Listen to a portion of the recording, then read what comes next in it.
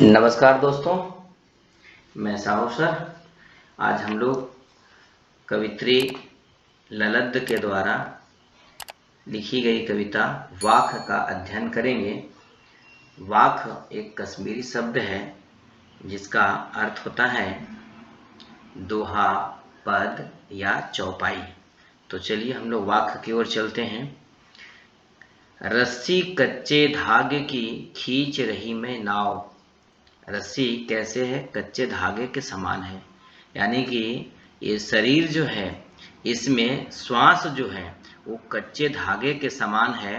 और खींच रही मैं नाव, नाव का मतलब जीवन रूपी नैया को, और मैं इस जीवन रूपी नैया को श्वास रूपी कच्चे धागे से खींच रही हूँ। जाने कब सुन मेरी पुकार, करे देव भव सागर पार। कवित्री कहती है कि पता नहीं कि मैं ईश्वर को बार बार जो है से पुकार रही हूँ, आवाज लगा रही हूँ। प्रभु मेरी आवाज को कब सुनेंगे और करे देव भवसागर पार। देव का मतलब ईश्वर, भवसागर माने इस सांसारिक रूपी भवसागर से पता नहीं कब मेरी पुकार को ईश्वर सुनेंगे और इस संसार से मेरी नैया को पार लगा देंगे। पानी टपके कच्चे सकोरे, व्यर्थ प्रयास हो रहे मेरे। पानी टपके माने पानी जो है से टपक रहा है, कैसा? कच्चे सकोरे में। कच्चे सकोरे का मतलब कच्चा मिट्टी के बर्तन, सकोरा का मतलब होता है बर्तन में। कच्चे मिट्टी के बर्तन में जब पानी रखते हैं तो क्या होता है, धीरे धीरे रिस करके नीचे चू जाता है, बाहर गिर जाता है। ठीक उसी प्रकार मैं ईश्वर को याद करती हूँ, वो इसी प्रकार से चू करके निकल जाता है। व्यर्थ प्रयास हो रहे मेरे, मैं जो प्रयास कर रही हूँ ईश्वर प्राप्ति के लिए, वो मेरे प्रयास जो है से इसी प्रकार कच्चे बर्तन से पानी चूने के समान व्यर्थ हो जा रहा है, बाहर निकल जा रहा है। जी में उठती रह रहा हुक, घर जाने की चाह है घेरे। जी में उठती माने मेरे मन में उठ रहा है, क्या? बार बार। हुक माने बेचैनी, मेरे मन में बार बार बेचैनी हो रही है। किस चीज की बेचैनी? घर जाने की चाह है घेरी। घर माने परम धाम की जाने की जो मेरे मन में बार बार जो है से बेचैनी हो रही है कि मैं परम धाम को प्राप्त कर जाऊं, ईश्वर को प्राप्त कर लूं। दूसरा कविता है कि खा खा कर कुछ पाएगा नहीं, न खाकर बनेगा अहंकारी। कि यदि तुम इस संसार में आए हो तो सिर्फ इस सांसारिक चीजों में लिप्त रहोगे तो इससे भी कुछ होने वाला नहीं है। और ना खाकर बनेगा अहंकारी। और यदि तुम नहीं खाते हो यानी कि इंद्रियों को निग्रह कर लेते हो, अपने इंद्रियों को अपने वश में कर लेते हो, तो यदि इस काम को कर लेते हो तो तुम्हारे अंदर जो है से क्या आ जाएगा, अहंकार आ जाएगा कि मैं अपने इंद्रियों को वश में कर लेता हूँ। तो इसलिए कवित्री कहती है सम खा तभी होगा समभावी, यानी कि सम का भाव इंद्रियों के साथ क्या करिए कि इंद्रियों को सम के भाव में जो है से रखो, तभी जो है से खुलेंगे साकल बंद द्वार की। खुलेगी मतलब खुलेगी, साकल मतलब कुंडी, बंद द्वार माने जो तुम्हारे दरवाजे हैं, मोक्ष प्राप्ति के लिए जो दरवाजे हैं तुम्हारे वो खुल जाएंगे। कब खुलेंगे? जब हम ज्ञान इंद्रियों को सम के भाव में रखेंगे तब।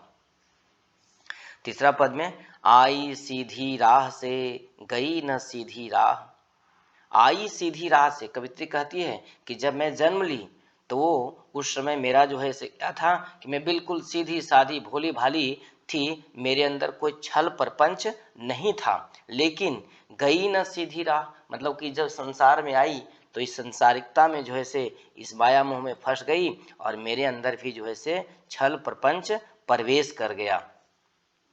सुषुम सेतु पर खड़ी थी बीत गया दिन या। सुषुम सेतु मतलब इंगला और पिंगला, तीन प्रकार की नाड़ियां होती हैं, इंगला, पिंगला और सुषुम्ना नाड़ी।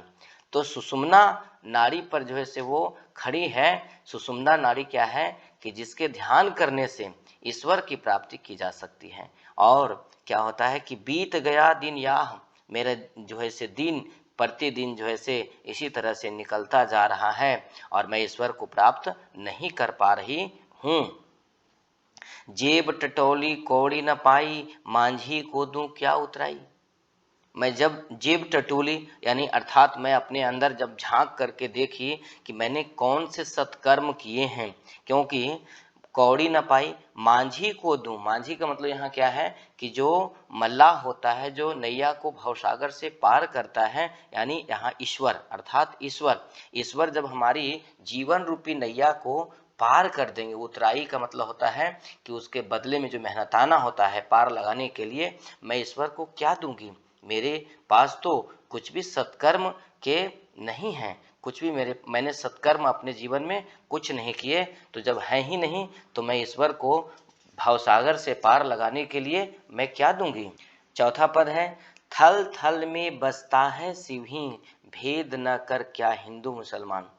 कवित्री कहती है कि थल थल माने कण कण में जो है से क्या है, ईश्वर का वास है, शिव का वास है।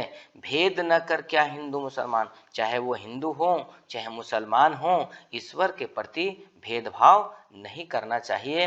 ज्ञानी है तो स्वयं को जान, यदि तुम्हारे अंदर आत्मज्ञान है तो तुम अपने आप को पहचानने का प्रयास करो, और वही जब आत्मज्ञान का पहचान हो जाएगा वही है साहब की पहचान। साहब का मतलब ईश्वर भगवान की वास्तविकता में वही पहचान है। आत्मज्ञान के द्वारा ही ईश्वर को प्राप्त किया जा सकता है। धन्यवाद।